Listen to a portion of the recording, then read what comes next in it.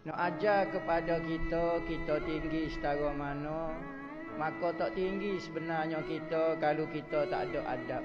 Hebat setara mana kita, orang puja setara mana kita, salah kita nampak baik di mata manusia pun tetap kena jaga adab. Jangan kita buat alasan, orang ni kurang ajar, kita nak buat kurang ajar juga.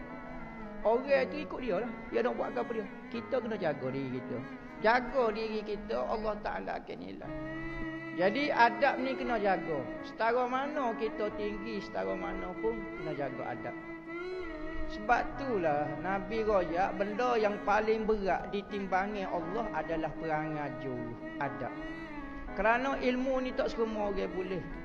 Ada orang ngaji lama dah tapi tak boleh ilmu. Kalulah ilmu itu ada kelebihan yang sangat besar di sisi Tuhan. Betul ilmu ada kelebihan, tapi perangai juru lebih besar lagi.